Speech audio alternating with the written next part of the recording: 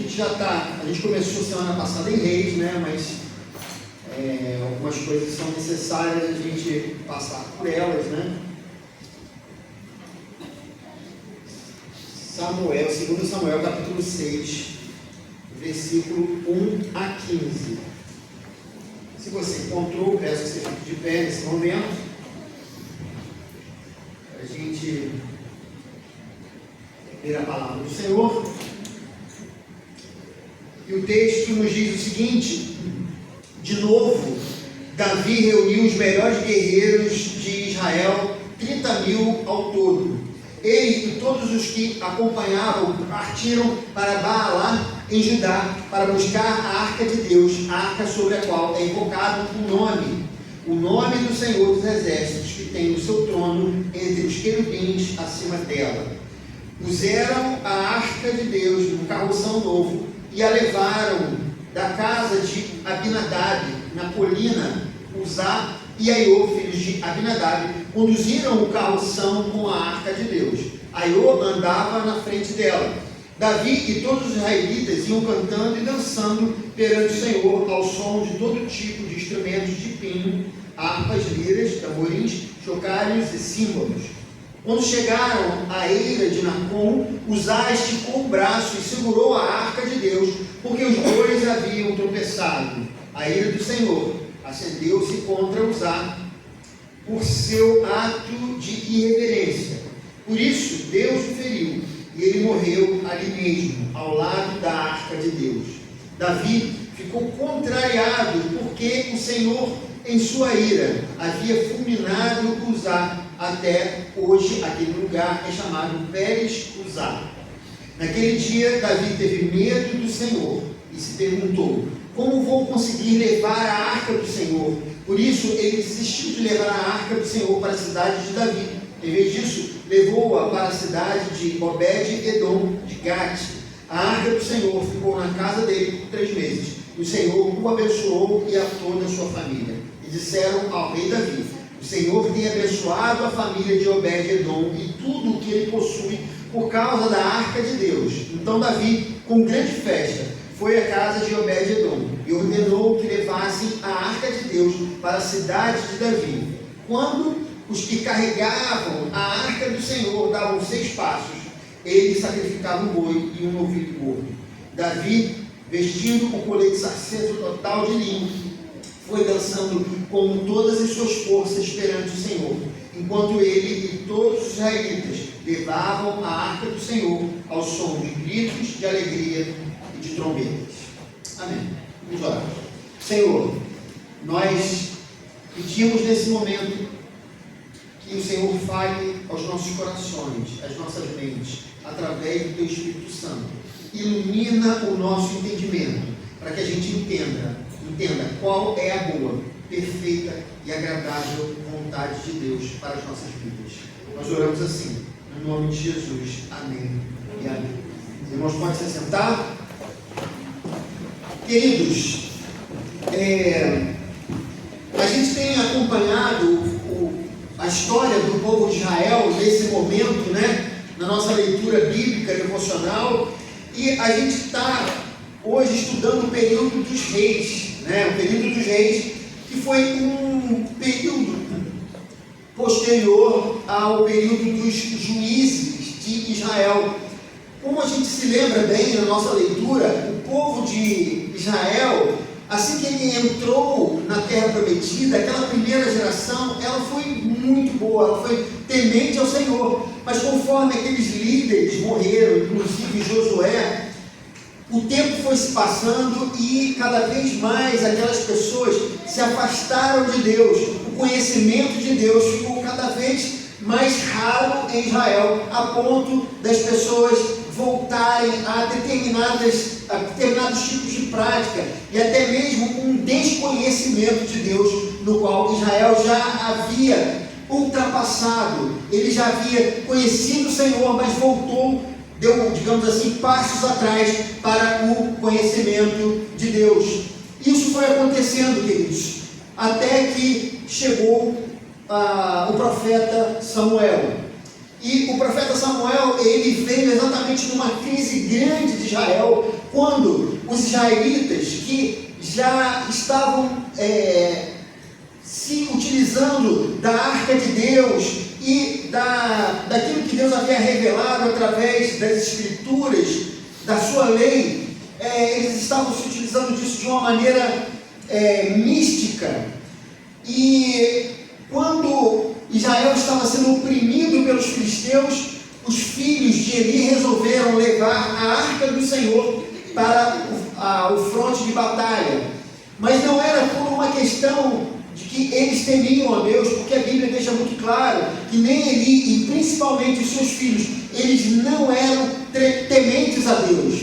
Mas como eles estavam cansados da opressão dos filisteus, eles decidiram levar a arca do Senhor para o fronte de batalha, porque eles achavam que a arca de Deus era um objeto místico, mágico, e que ela por si só iria livrá-los da batalha, ou iria fazer com que Israel vencesse aquela batalha. Mas Deus não habita em templos feitos por mãos de homens. A Bíblia nos fala isso. Portanto, Deus não estava na arca do Senhor, e a arca do Senhor era tão somente um símbolo da presença de Deus entre o povo.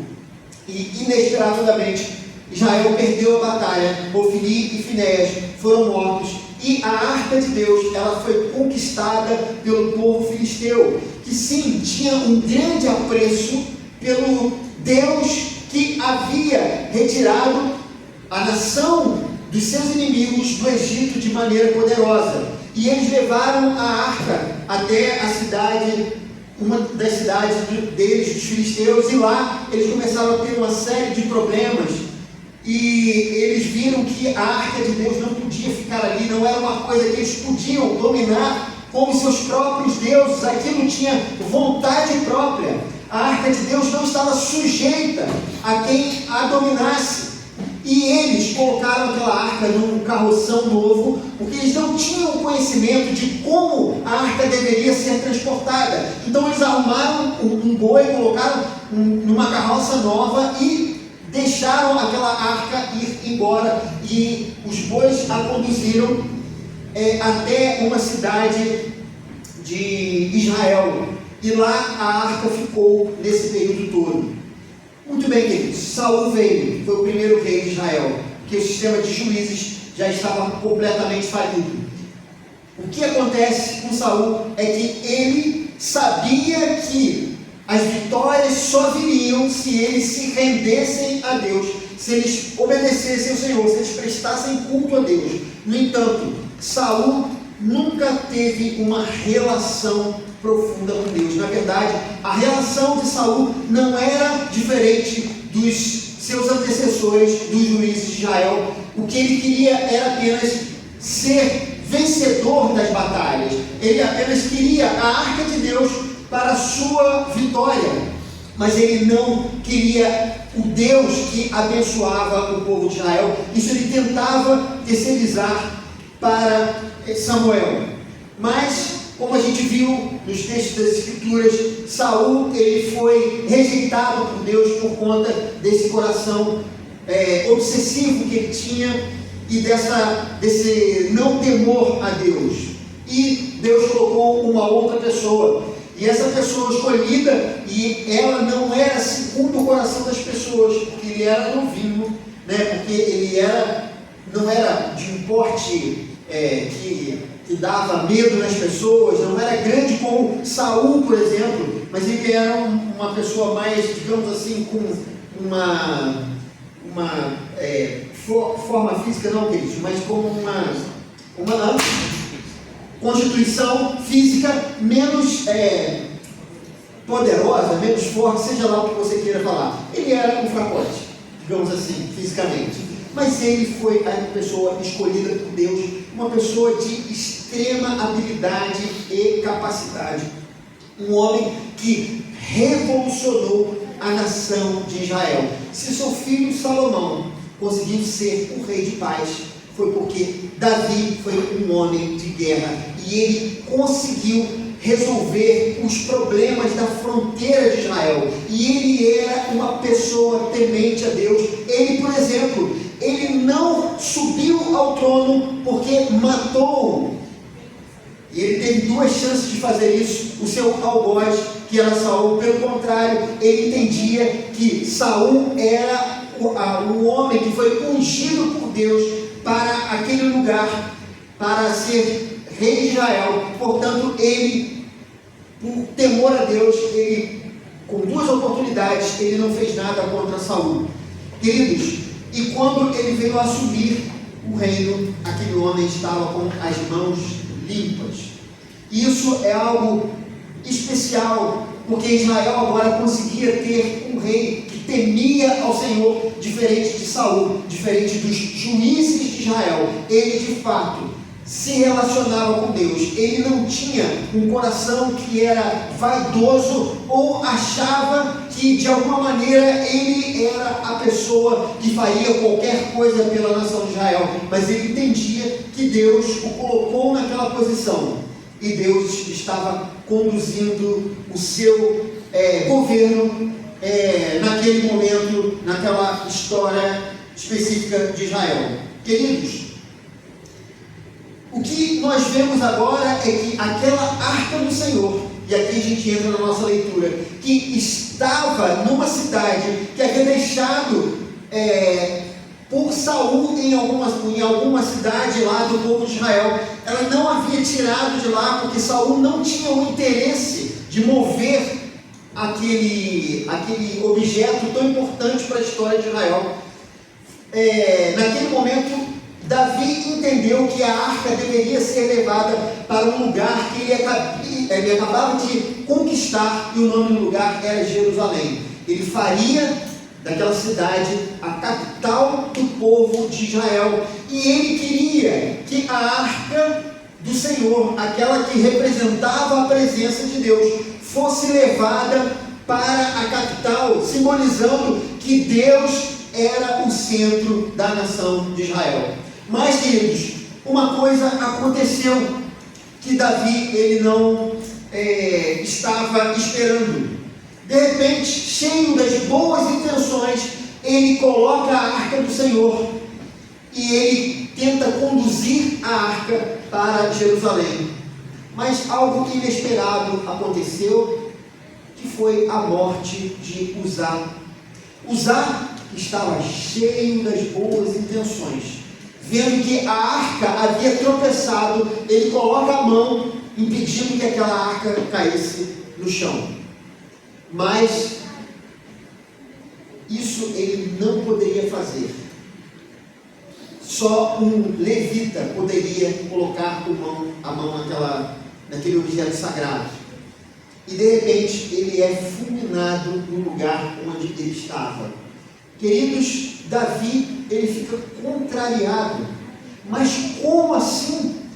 Como ele vai ajudar a arca para que ela não caia e ele morre ali, naquele lugar fulminado, por conta de Deus? E Davi, ele naquele momento, ele fica com medo, conforme diz o versículo 9. Ele fica com medo do Senhor. E ele se pergunta: como eu vou conseguir levar a arca do Senhor? De repente, Davi, ele se dá conta que a arca do Senhor não poderia ser movida de qualquer maneira, que ele não poderia lidar com a arca de qualquer maneira. Davi, por mais que estivesse cheio das boas intenções, ele não podia fazer o mesmo que o povo dos filisteus fizeram ao conduzir a arca de Deus. Os filisteus, eles viram que a arca, ela não podia ser controlada por ninguém, e por isso eles falaram: vamos deixar essa arca ir embora, e vamos construir uma carroça nova, vamos botar bois conduzindo, e deixa ela levar esse objeto para a terra de Israel. Queridos, mas Davi, ele não poderia ter feito isso. Será que, de alguma maneira, o próprio Davi já não estava também contaminado com o pensamento do povo de Canaã? E possivelmente sim, queridos. Porque Se você lembrar, se você voltar alguns anos atrás, você vai ver que o povo de Israel havia perdido o conhecimento de Deus, aquilo que Hofni e Finéias eles fizeram, levando a arca de Deus, por exemplo, foi um grande erro, levando a arca para a batalha.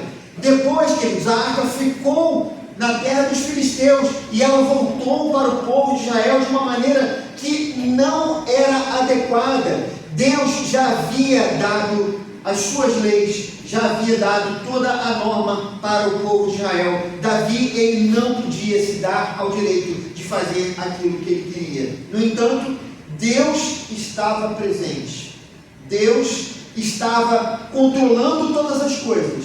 E Davi, ele sente medo porque ele percebe que, mesmo sendo um grande guerreiro, um homem segundo o coração de Deus, ele não podia carregar aquele objeto de qualquer maneira.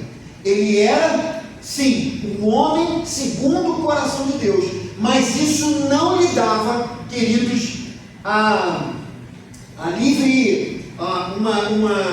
um passe livre para que ele pudesse tomar as decisões que ele achasse melhor. Deus estava sob o controle da nação e não Davi. Davi deveria ser submisso a Deus. E aquela arca deixada na casa de um homem chamado Obed-Edom, as bênçãos de Deus vieram sobre aquela família. Davi, ele vê que sim, Deus queria abençoar e que ter a arca em Jerusalém seria algo importante para a nação. Mas ele vai até lá e agora sim, ele olha no manual que ele tinha, que era exatamente no Pentateuco, e lá dizia na lei como a arca deveria ser carregada. E o que a gente percebe é que ela agora foi colocada da maneira certa. Os levitas colocaram sobre os ombros, porque essa era a normativa, e eles conduziam, e conforme a arca ia caminhando, ia andando ali nos ombros dos levitas, o culto a Deus era prestado, animais eles eram queimados no altar, como reverência ao Senhor. Davi, com todas as forças, não como antes, ele foi dançando diante do Senhor, mas agora com todas as forças, demonstrando que ele precisava se submeter àquele poder e àquela força. Ele se entrega ao Senhor e faz o que Deus quer através da sua vida.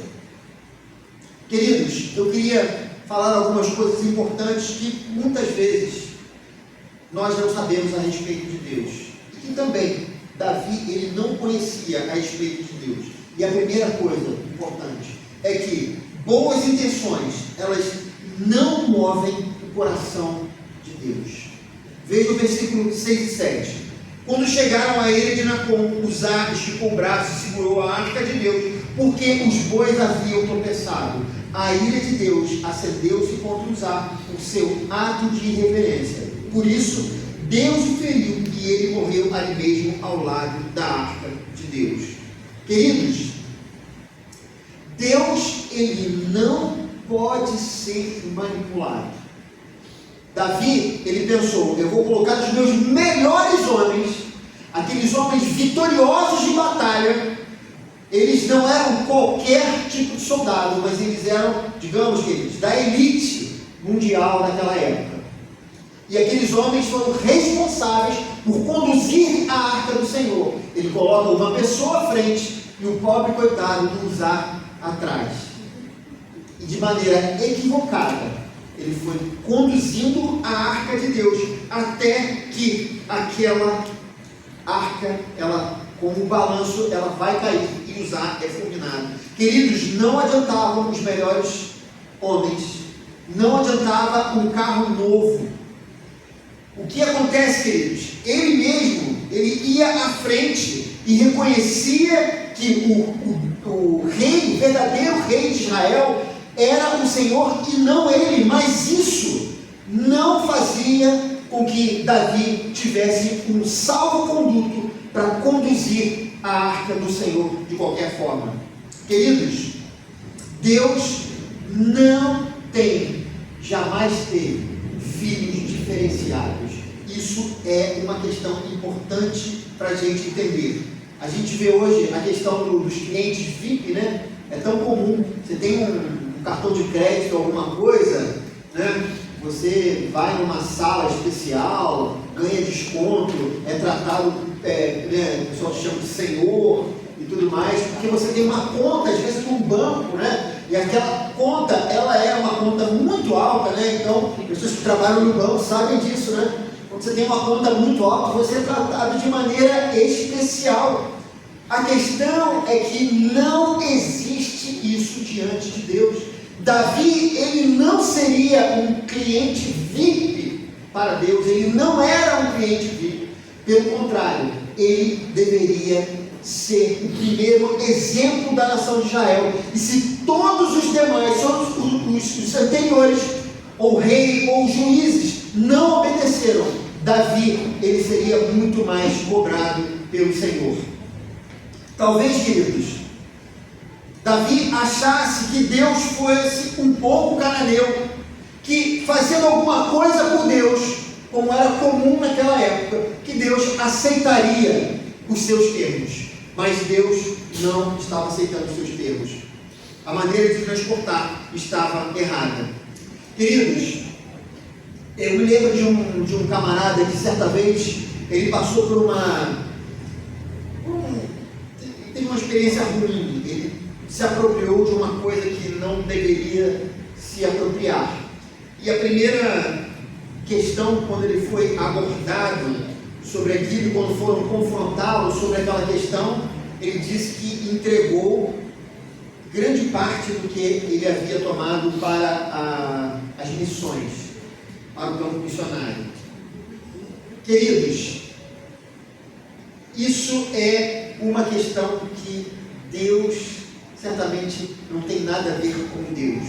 Me lembro de uma outra pessoa também que queria muito fazer a obra do Senhor, e para que ele fizesse isso, ele criou todo um contexto de fofoca e tudo mais para derrubar o líder, para que ele assumisse aquele ministério, para que ele pudesse pregar a palavra de Deus. Queridos, Deus, ele não fica movido pelas nossas boas intenções. Fazer a vontade de Deus é mais importante. A vontade de Deus, segundo o que nos foi revelado nas Escrituras, é mais importante do que qualquer boa intenção que você tenha na sua vida. Conforme disse Samuel para Saul, obedecer é melhor do que sacrificar. Outra coisa, queridos, coisas que Davi não sabia a respeito de Deus, que o nosso conhecimento de Deus nem sempre condiz com a verdade sobre ele. Veja o versículo 8 e o versículo 9, que diz o seguinte: Davi ficou contrariado, porque o Senhor, em sua ira, havia fulminado Uzá. Até hoje, aquele lugar é chamado Pérez Uzá. Naquele dia, Davi teve medo do Senhor e se perguntou: como vou conseguir levar a arca do Senhor? Queridos, é necessário que nós busquemos o conhecimento de Deus. Muitas pessoas têm tomado decisões erradas, equivocadas na sua vida, porque têm fugido de conhecer a Deus através das suas Escrituras. A sua vontade, ela nos foi revelada na Bíblia Sagrada. E tem gente que às vezes não quer ler a Bíblia, não quer entender o que Deus tem para si mesmo. E a pessoa vive nessa situação. Eu vi um teólogo dizendo, uma vez, eu citei isso aqui, certa vez, ele disse: na falta de conhecimento, Deus honra a fé. E eu digo a vocês, Sansão, por exemplo, uma história que nos é recente, ele, quando recebeu o seu ministério, quando ele foi, quando recebeu de Deus a obrigação de ser juiz de Israel, ele não tinha o conhecimento de Deus, o conhecimento profundo porque Israel havia se separado do Senhor e o conhecimento de Deus havia se perdido. Por isso, queridos, a única coisa que ele sabia era que o seu cabelo não poderia ser tocado. Mas ele, mesmo sendo nazireu e não tendo consciência disso, tocou em corpo morto, ele teve relações com prostitutas e outras coisas, e o poder de Deus só se afastou naquilo que ele conhecia, que era o cabelo. O que eu quero dizer com isso, queridos, é que nós não fomos chamados a viver na ignorância. O Senhor nos chamou para vivermos em igreja, em comunidade. E uma das coisas mais importantes que existe na igreja, ou que deveria existir na igreja de Jesus Cristo, mas eu sei que isso nem sempre é a realidade, é o conhecimento de Deus. Essa igreja, por exemplo, tem se preocupado em pregar a palavra, em ensinar a palavra de Deus. Ela tem procurado incentivar você à leitura da palavra de Deus, para que você não viva como Sansão viveu, ou para que você não viva como Uzá, ou como Davi nesse momento, tomando decisões erradas, e muitas vezes chegando a conclusões equivocadas sobre Deus, porque Deus já nos deixou a sua palavra para que nós não erremos. Entretanto, a gente insiste no erro. Ele faz, Bildade e Zofar eram 3 amigos de Jó. Ele faz, quando viu Jó naquela situação, ele falou: você está passando por um momento difícil, você perdeu sua família, suas riquezas, porque você fez isso, e a minha experiência sobre Deus me diz que você está errado nisso e naquilo. Bildade, ele já baseou o seu conhecimento na tradição, naquilo que ele aprendeu das pessoas, e disse: Jó, você errou nisso, porque os antepassados diziam isso e isso sobre Deus, então você só pode ter cometido esse ou aquele erro. Zofar, ele já pensou na suposição, aquilo que ele achava: eu acho que você está acontecendo isso com você, por isso, por aquilo, porque eu penso que Deus é assim, assim e assim. Queridos, muitas das nossas decepções com Deus surgem de nossa própria ignorância a respeito dele mesmo, pela falta do conhecimento da palavra de Deus. Muitas vezes nós esperamos anos a fio por bênçãos que Deus nunca nos prometeu, e a gente, quando acontece alguma coisa que nos parece contrário à nossa vontade, nós culpamos o próprio Deus. E eu sei, queridos, que isso tem sido muito comum. A teologia da prosperidade, ela nos ensina, exija algo de Deus. Eu vi certa vez um pastor televisivo falando isso: Deus te deve, então cobre dele. E muitas pessoas que não querem entender qual é a vontade de Deus expressa aqui nas Escrituras, elas simplesmente assumem esse conhecimento que não é o conhecimento de Deus, e certamente elas vão se frustrar, porque a palavra de Deus, ela é a palavra de Deus e não palavra de homens. Eu me lembro de uma pessoa que passou por uma dificuldade muito grande. Ela perdeu o seu filho. Seu filho não queria saber de Deus e andou distante do Senhor, e ele sofreu um acidente, e durante um mês ele ficou internado. Nesse tempo, o menino, o rapaz, ele teve a oportunidade de conhecer o Evangelho e de entregar a sua vida a Cristo, mas ele veio a falecer. E a sua mãe culpava Deus pela morte do filho a todo instante. Deus era culpado da morte do filho. Em momento algum ela pensou que o filho chegou naquela situação pelas escolhas erradas que ele fazia em sua vida. E essa falta de conhecimento de Deus fez com que ela amargasse um luto sem entender que, na verdade, Deus estava presente em sua vida, pela falta de conhecimento que nós temos do Senhor. Queridos, nós vamos passar lutas e dificuldades, mas a Bíblia nos promete: no mundo tereis aflições, mas tem bom ânimo, eu venci o mundo. E muitas vezes, quando nós não conhecemos a palavra, nós colocamos as nossas expectativas onde Deus não está. Eu gostaria, queridos, terminando, dizer que a última coisa que Davi não sabia a respeito de Deus é que não pode haver adoração sem temor e reverência. E a gente vê isso no versículo 13 e 15, quando Davi, ele vai conduzindo, o texto diz: quando os que carregavam a arca de Deus davam 6 passos, eles sacrificavam um boi e um novilho gordo. Davi, vestindo um colete sacerdotal de linho, foi dançando com todas as suas forças perante o Senhor.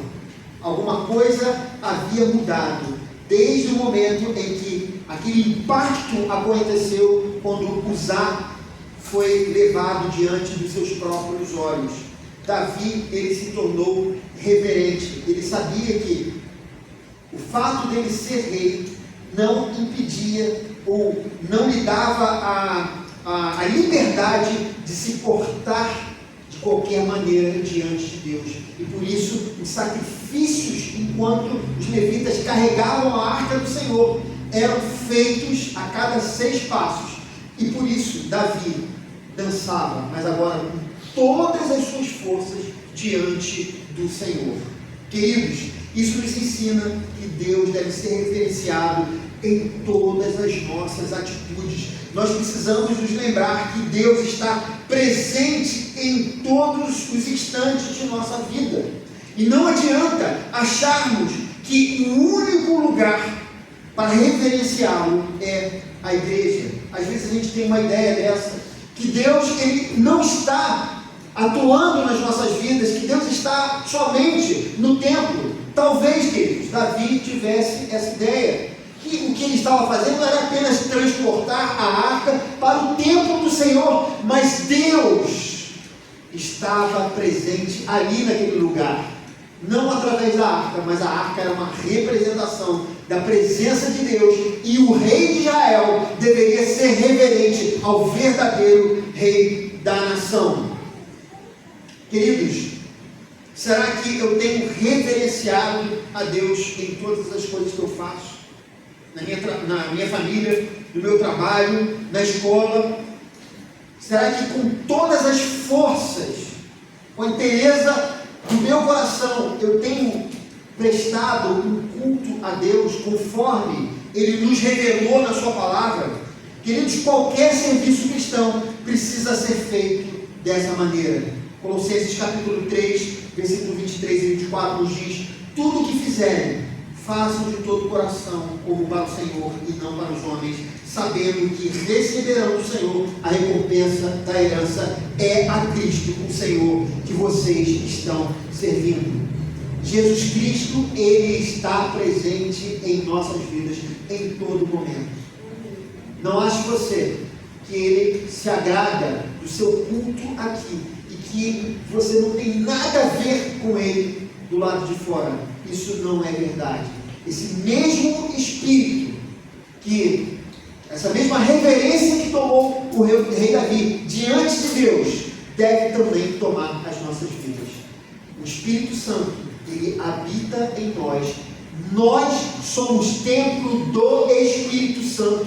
Onde quer que você vá, você é templo do Espírito Santo. Onde quer que você coloque a planta dos seus pés, como os nossos irmãos pentecostais falam muito, você está representando Jesus Cristo naquele lugar.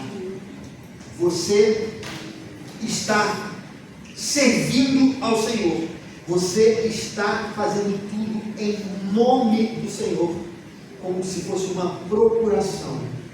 Viva com o coração temente a Ele. Não pense você que pelas boas intenções que você está livre de conhecê-lo.